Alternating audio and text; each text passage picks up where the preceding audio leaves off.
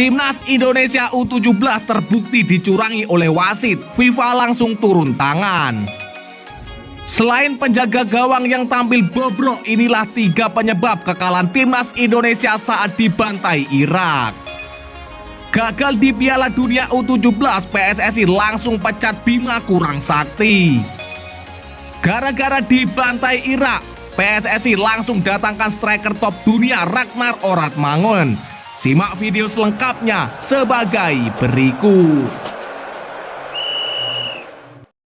Timnas Indonesia U17 terbukti dicurangi oleh wasit, FIFA langsung gerak cepat. Ya, Timnas Indonesia U17 mendapatkan peluang saat tendangan bebas Ahmad Zidane mengenai tangan pemain Maroko di kotak penalti pada menit ke-57. Hal ini memancing reaksi dari pemain Garuda Asia yang meminta penalti diberikan kepada Timnas Indonesia U17. Wasit Morten Krok tidak lantas membuat keputusan soal klaim ini. Ia berbincang dengan wasit video asisten reverse VAR dan kemudian menghampiri monitor VAR. Krok sempat beberapa detik terdiam di sisi lapangan setelah melihat monitor. Krok tampak berdiskusi dengan wasit VAR dan pada akhirnya memastikan tidak ada penalti untuk Indonesia. Jahat sekali. Setelah klaim penalti itu ditolak, gawang Indonesia malah kebobolan pada menit ke-64. Maroko bisa memperbesar keunggulan menjadi 3-1 berkat gol Muhammad Hamoni. Di babak pertama, Timnas Indonesia U17 tertinggal 1 dari Maroko. Satu-satunya gol Timnas Indonesia U17 tercipta melalui tendangan bebas spektakuler indah berkelas Nabil Asyura. Selain darurat penjaga gawang, inilah penyebab kekalahan Timnas Indonesia dari Irak. Ya, 3 blunder lini pertahanan Timnas Indonesia mewarnai pembantaian tim Merah Putih saat dikalahkan Irak 1-5 pada kualifikasi Piala Dunia 2026. Timnas Indonesia menelan kekalahan telak di Irak di laga pertama babak kedua kualifikasi Piala Dunia 2026. Menghadapi timnas Irak yang merupakan tim favorit di grup F, gawang tim asuhan Sintayong dibobol hingga 5 kali. Indonesia hanya mampu mencetak 1 gol lewat Saini Patinama di penghujung babak pertama. Sedangkan Irak patut berterima kasih kepada lini pertahanan Indonesia karena 3 gol awal yang dicetak tuan rumah berawal dari blunder pemain Garuda. Pada menit ke-20, blunder pertama dilakukan oleh Mark Klok yang berujung gol Basar Rasan. Klok salah mengontrol bola tepat di depan kotak penalti Indonesia. Bola kemudian berhasil direbut pemain Irak hingga jatuh ke kaki Basar. Permainan Mark Klok di pertandingan kali ini sangat-sangatlah bobrok. Pada menit ke-35, blunder kembali dilakukan oleh Timnas Indonesia. Bermaksud mengantisipasi umpan silang yang dilakukan pemain Irak, Ali Jasim. Bek Timnas Indonesia Jordi Amat justru menyundul bola ke gawang Nadeo Argawinata. 2-0 untuk Irak.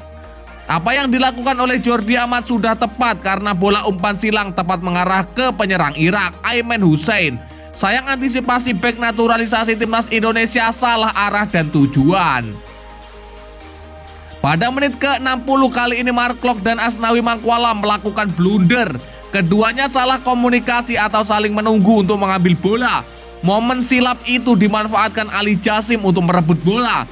Tendangan Jasim kemudian berhasil diblok oleh Asnawi, tapi bola rebound berhasil dimanfaatkan oleh Osama Rashid untuk mencetak lewat tendangan dari luar kotak penalti.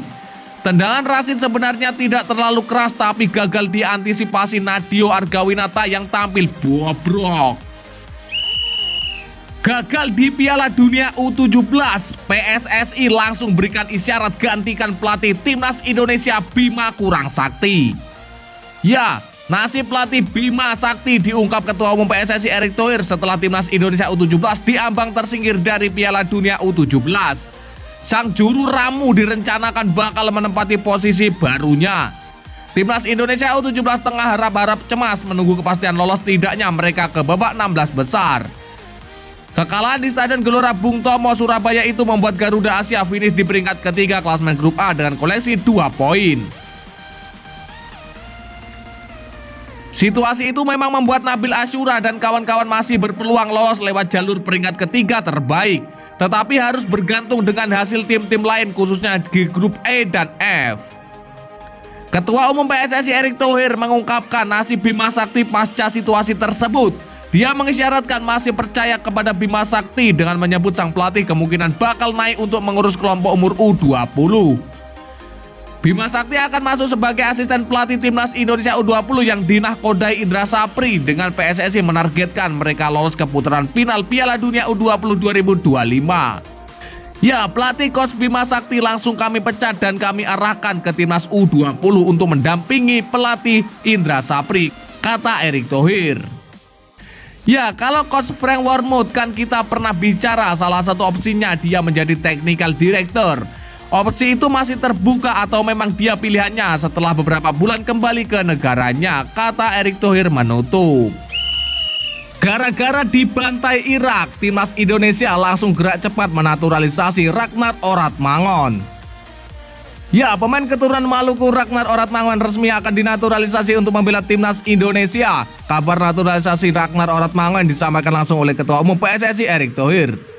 Ragnar Oratmangun menjadi salah satu nama pemain keturunan yang punya potensi besar untuk menjadi amunisi terbaru timnas Indonesia. Sebab ada beberapa keunggulan yang dimiliki pemain tersebut. Berikut ini beberapa keuntungan yang bisa diperoleh apabila Ragnar Oratmangun dinaturalisasi untuk timnas Indonesia. Pemain serba bisa. Salah satu pemain keuntungan bagi timnas Indonesia mendapatkan jasa Ragnar Oratmangun ialah kemampuannya bermain di sejumlah posisi yang berbeda. Artinya ini adalah karakter pemain multi posisi.